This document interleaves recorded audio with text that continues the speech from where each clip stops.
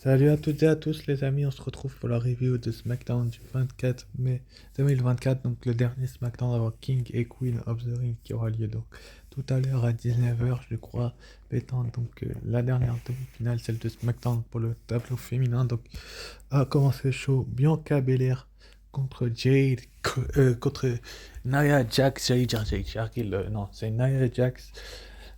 Match je trouvais assez intéressant, que j'ai apprécié, on va dire oui et non. Je suis assez déçu du résultat du match, je vais pas vous le cacher. Je suis un grand fan de Bianca Belair et je pense que je suis pas le seul à l'être. Donc c'est logique que je sois déçu, mais il y a en quelque part une logique. Ils n'allaient pas faire face contre face dans le pay-per-view de tout à l'heure, mais franchement, l'Arabie Saoudite et la foule étaient à fond derrière Bianca Belair. On a eu quand même une Nia Jax qui était vraiment mise en valeur. Nia Jax qui était vraiment mise en valeur et qui a vraiment montré ce dont elle était capable dans le ring, même si elle a eu quelques difficultés finalement avec son. Elle va écraser Bianca Belair qui tente de lui faire son KOD. Elle va lui faire un leg drop et son point de la deuxième corde et le tomber. Un, 2 et 3. Nia Jax avance en finale. Et c'est là où je me disais donc AJ Cargill pour vraiment la montrer forte. Mais je trouve qu'elle n'a pas spécialement besoin de ce tournoi pour avoir un match de championnat, parce que Triple H nous a annoncé que la gagnante aurait un match de championnat à SummerSlam, les gagnants des deux tournois. Donc c'est un point où je suis neutre parce que je veux voir la suite pour Nia Jax. Ensuite, après, donc Nia Jax va dire Yara Karia qui était dans le public, t'as vu ce que je lui ai fait, sois prête pour demain soir, parce que je vais te blesser, je vais te détruire comme je l'ai détruit elle, en parlant de Bianca Belair. Donc un petit coup de pression sur Lyra Valkyria ne fait pas de mal à cette dernière, elle qui vient d'arriver. Et donc l'affiche de la finale de ce tournoi du côté de Raw, ça sera Lyra Valkyria, l'Irlandaise, la nouvelle arrivante. Et du côté de SmackDown, ça sera la force irrésistible Nia Jax cette nuit tout à l'heure. King et Queen of the Ring Premium Live Event. Donc on va voir ce qui va se passer. Et donc ensuite, après, on a eu donc Tiffany Stratton, puis Candice LeRae et India qui se sont moqués de la blessure de Bianca Belair dans la storyline, bien évidemment. Je trouve ça assez ballot qu'on se moque d'une catcheuse de. C'est une storyline, quoi. C'est stupide et voilà. Enfin bref. Ensuite, après, on a eu donc un Grayson Waller Effect. J'en ai un peu rien à secouer des segments de coulisses. Au passage, avec un invité Carmelo Hayes, les Street Profits et les Knights vont interrompre tout ça. Ça va se transformer en match par équipe à 6, 8 out down under, donc Grayson Waller et aussi Theory les champions par équipe et Carmelo Hayes contre les Street Profits et LA Knight. Franchement, ce match à 6, il était pas mal du tout. Enfin, c'est pas qu'il était pas mal du tout, c'est qu'il a été bien construit par celui qui a écrit le match, tout simplement. Je critique des fois les scénaristes pour certains matchs que la WWE font, mais franchement, on a une, une WWE qui est fière et vraiment à fond derrière elle. Et c'est assez étrange, mais bon, c'est vraiment un match qui a été bien construit et très bien fait, où donc les Street Profits et LA Knight vont finalement remporter la victoire, donc les Babyface.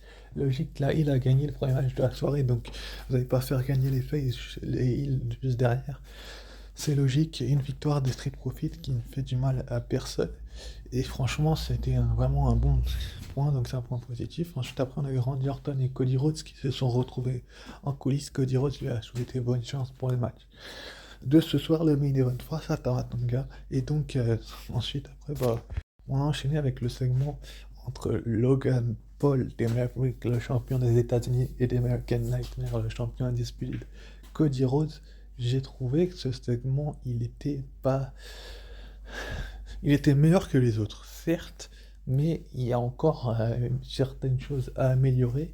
Mais franchement, il n'y a pas de storyline entre les deux, donc je trouve un petit peu ballot de mettre le champion qui catch que au pay-per-view, Cody Rhodes, actuellement, alors qu'avant il catchait tout le temps. Là, il catch que au pay-per-view. En rivalité avec Logan Paul, ils avaient 3 shows pour faire le match. Franchement, il n'y a aucune rivalité entre les deux. C'est totalement stupide ce que la WWE a fait. Et j'ai trouvé ça. Comment on peut dire ça? Ballot. Enfin, c'est pas que c'est ballot, c'est que la WWE aurait pu construire la rivalité autrement et pas donner un match de championnat à Logan Paul. Le gars, il défend jamais son titre des États-Unis. Tu lui donnes un match de championnat du monde. Je sais pas si les Saoudiens ont payé combien pour faire une telle connerie, mais franchement, j'aurais pas agi ainsi à la place de l'équipe créative de la WWE.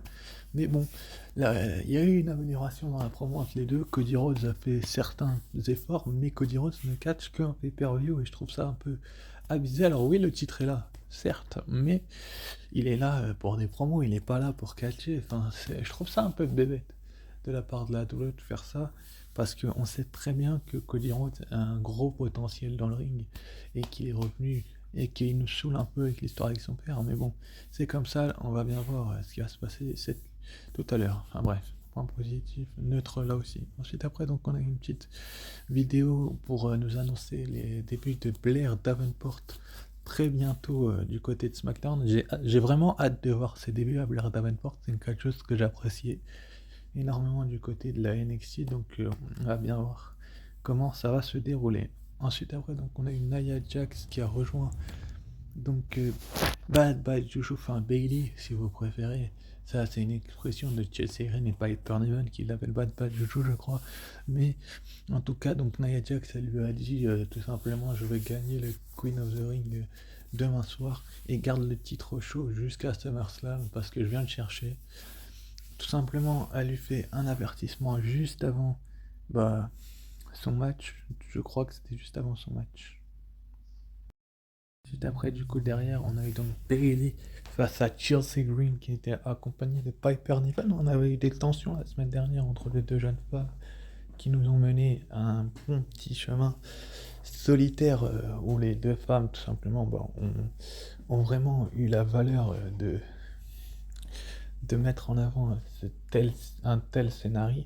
Mais bon, je trouve que Bailey et Chelsea Green, leur match, il était pas ouf du tout. Enfin, personnellement, je l'ai pas trouvé ouf. Je sais pas les autres youtubeurs ce qu'ils en ont pensé.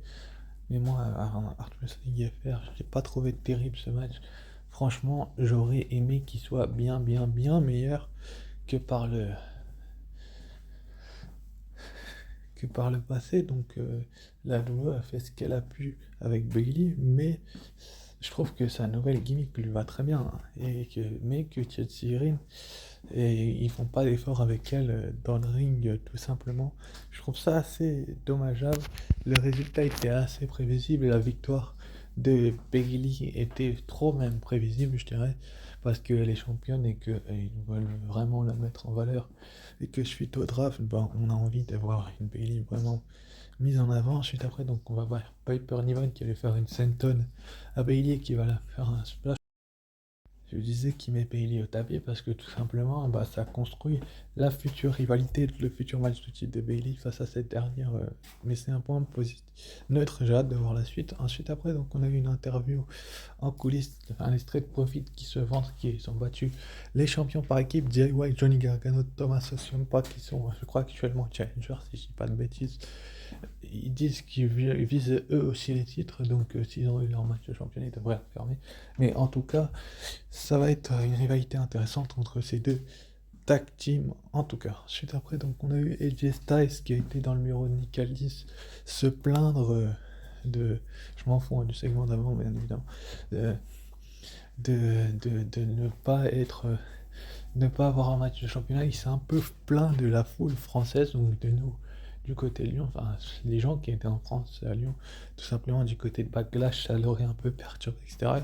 Il réclame un autre match de championnat, Nick Aldis lui répond que si ce serait que de lui, il lui donnerait, mais que Simplement, c'est pas lui qui décide de la direction. Et donc, il aura pas, il faut qu'il fasse ses preuves. Donc, je suis totalement d'accord avec Nickel là-dessus. Et je trouve que c'est un point positif de remettre AJ Styles en place, qui est trop sûr de lui qu'il aille ailleurs, en tout cas.